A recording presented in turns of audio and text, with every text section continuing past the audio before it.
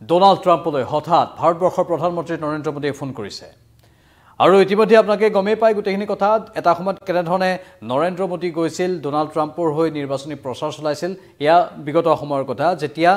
2020 চনত Donald Trump নিৰ্বাচনত অৱতীৰ্ণ হৈছিল অৱশ্যে সেই সময়ত ডোনাল্ড ট্ৰাম্প পৰাভূত হৈছিল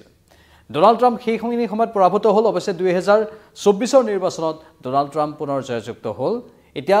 ডোনাল্ড ট্ৰাম্প আগত জয়যুক্ত হোৱাৰ পিছত দেশৰ প্ৰধানমন্ত্ৰী নৰেন্দ্ৰ মোদীয়ে শুভেচ্ছা বাৰ্তাৰে ডোনাল্ড ট্ৰাম্পলৈ ফোন কৰিছে আৰু বহুখিনি সময় কথা পাতিছে কিন্তু আমি কৈ থওঁ এই ফোন যথেষ্ট গুৰুত্বপূৰ্ণ হ'ব পাৰে ডোনাল্ড ট্ৰাম্পলৈ নৰেন্দ্ৰ মোদীয়ে ফোন কৰা এই ঘটনাক্ৰম এই নিৰ্দিষ্ট সময়ৰ কথাখিনি আমি ক'ব বিচাৰিছোঁ কাৰণ এতিয়া লাহে লাহে ভাৰতক অশান্ত কৰিবলৈ ভাৰতৰ চুবুৰীয়া একাংশ ৰাষ্ট্ৰই ষড়যন্ত্ৰ ৰচনা কৰি আছে বাংলাদেশত হিন্দুৰ ওপৰত আক্ৰমণ হৈ আছে বাংলাদেশৰ পৰা মৌলবাদী শক্তিয়ে ভাৰতক অশান্ত কৰিবলৈ চেষ্টা কৰি আছে আৰু ডোনাল্ড ট্ৰাম্পে কিন্তু নিৰ্বাচনী প্ৰচাৰ সভাসমূহত কৈছিলে যে বাংলাদেশত হিন্দুৰ ওপৰত অত্যাচাৰ যিমানেই হ'ব সিমানেই কিন্তু মই এই ক্ষেত্ৰত বিৰুদ্ধাচৰণ কৰিম আৰু বাংলাদেশত হিন্দুৰ ওপৰত অত্যাচাৰ বা যিকোনো লোকৰ ওপৰত অত্যাচাৰ মই সহ্য নকৰোঁ সেই কথা কিন্তু নিৰ্বাচনী প্ৰতিশ্ৰুতিত কৈছিলে ডোনাল্ড ট্ৰাম্পে আৰু কোনো কাৰণতেই বাংলাদেশৰ এই অস্থিৰতা অচলাৱস্থাত তেওঁ সহজভাৱে নলওঁ বুলি কৈছিল আৰু তাত ক'ৰবাত তৃতীয় শক্তিৰ ষড়যন্ত্ৰৰ গোন্ধ পাইছিল ডোনাল্ড ট্ৰাম্পে তৃতীয় শক্তি বুলি ক'বলৈ গ'লে ইয়াত বিভিন্ন দেশৰ কথা আহিব পাৰে বিভিন্নজনে কোৱা ধৰণে চীনৰ কথাও আহি পৰিব পাৰে ডোনাল্ড ট্ৰাম্পে সেই ইংগিতটো দিছিল আৰু ডোনাল্ড ট্ৰাম্পে আনুষ্ঠানিকভাৱে দায়িত্ব গ্ৰহণ কৰাৰ পাছত শপত গ্ৰহণৰ পাছত ভাৰতবৰ্ষৰ প্ৰধানমন্ত্ৰী নৰেন্দ্ৰ মোদীয়ে ফোন কৰিছে আৰু খা খবৰ লৈছে লগতে আন বহুখিনি কথা হয়তো পাতিছে গোটেইখিনি কথা এতিয়ালৈকে ৰাজহুৱা হোৱা নাই এতিয়ালৈকে আনুষ্ঠানিকভাৱে প্ৰধানমন্ত্ৰীৰ কাৰ্যালয় সদৰি কৰা নাই প্ৰধানমন্ত্ৰীৰ কাৰ্যালয়ৰ তৰফৰ পৰা আমি যিটো খবৰ পাইছোঁ সেইটোৱে হৈছে যে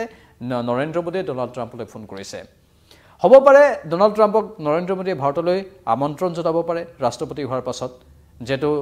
ডোনাল্ড ট্ৰাম্প আগতেও ভাৰতত আহিছে আৰু নৰেন্দ্ৰ মোদীৰ সৈতে সৌহাৰ্দ্যপূৰ্ণ এটা সম্পৰ্ক অটুট ৰাখিছে এইবাৰো ভাৰতবৰ্ষৰ তৰফৰ পৰা বিদেশ মন্ত্ৰী গ'লগৈ ডোনাল্ড ট্ৰাম্পৰ শপত গ্ৰহণ অনুষ্ঠানত ভাৰতৰ বহুকেইগৰাকী উদ্যোগীও তাত গ'ল মুকেশ আম্বানী অনিতা আম্বানীৰ দৰে উদ্যোগী গৈ পেলাই ডোনাল্ড ট্ৰাম্পৰ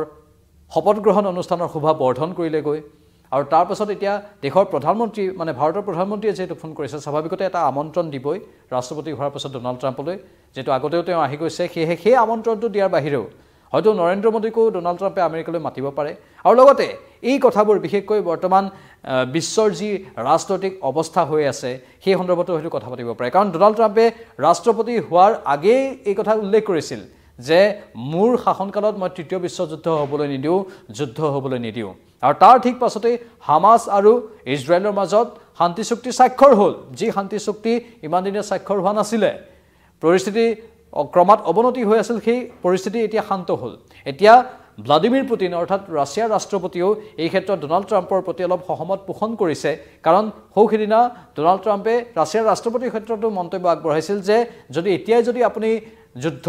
অন্ত নেপেলায় যুদ্ধ যদি সমাপ্ত নকৰে তেনেহ'লে পৰিস্থিতি বিষম হ'ব পাৰে ভ্লাদিমিৰ পুটিন ৰাছিয়াৰ ৰাষ্ট্ৰপতিলৈ সেই সতৰ্কবাণী ডোনাল্ড ট্ৰাম্পে দিছিল কাৰণ ইউক্ৰেইন আৰু ৰাছিয়াৰ মাজৰ যুদ্ধখন এতিয়াও অৱসান হোৱা নাই আৰু ডোনাল্ড ট্ৰাম্পে কৈছে যে মোৰ শাসনকালত মই যুদ্ধ নিবিচাৰোঁ মই যুদ্ধৰ বিৰোধী আৰু সেইটো এটা সদৰ্থক কথাই কোৱা বুলি কোৱা হৈছে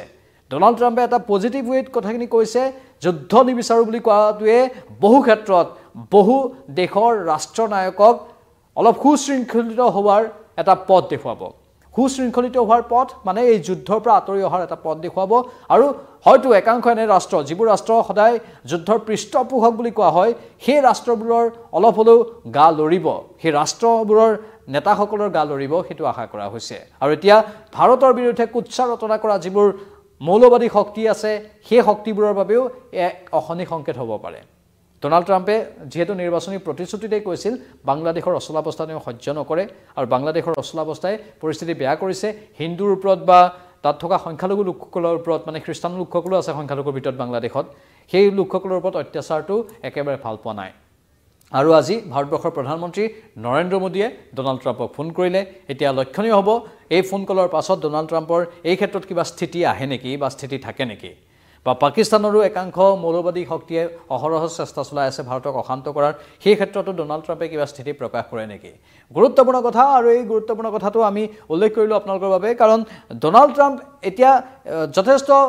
অভিজ্ঞতা সম্পন্ন এজন ব্যক্তি হিচাপে বয়স ৭৮ বছৰ হ'ল এই সময়খিনিত তেওঁ কেইবাটাও বিশেষ দিশ লৈ সাজু হৈ আহিছে আৰু এই 4 বছৰীয়া শাসনকালত তেওঁ সেইখিনি সম্পূৰ্ণ কৰাৰ লক্ষ্য বান্ধি লৈছে মানে পূৰ্বতকৈ যথেষ্ট যেন পৰিণত হ'ল ডোনাল্ড ট্ৰাম্প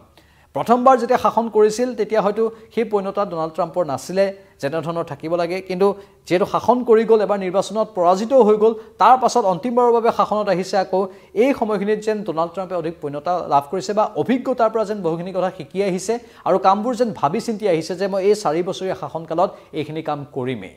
প্ৰথম দিনা শপত গ্ৰহণৰ দিনা তেওঁ চমক দিলে এনেধৰণে WHOৰ পৰা তেওঁ ওলাই আহিল পেৰিছ শান্তি চুক্তিৰ কথা ক'লে তেওঁলোকো তাৰ পৰা আঁতৰি আহিল লগতে আন কেতবোৰ অতি কঠোৰ সিদ্ধান্ত গ্ৰহণ কৰি দিলে সেইবোৰৰ পৰা অনুমান কৰিব পাৰি এইবাৰ ডোনাল্ড ট্ৰাম্পৰ স্থিতি যেন অলপ শক্তিশালী পূৰ্বতকৈ যেন তেওঁ বহুখিনি অভিজ্ঞতা পুষ্ট হৈ আহিছে আৰু বহু কাম শিকি আহিছে কৰিম বুলি আহিছে আৰু পৰিকল্পনা লৈ আহিছে সেয়েহে ভাৰতবৰ্ষৰ প্ৰধানমন্ত্ৰী নৰেন্দ্ৰ মোদীও এনেধৰণে ডোনাল্ড ট্ৰাম্পৰ সৈতে বাৰ্তালাপ কৰাটো যথেষ্ট গুৰুত্বপূৰ্ণ হিচাপে বিবেচিত হৈছে আমি পৰৱৰ্তী সময়ত আৰু অধিক তথ্য আপোনালোকৰ বাবে আনি থাকিম চাই থাকক নিউজ 18 অসম নৰ্থ ইষ্ট বিদায় লৈছোঁ নমস্কাৰ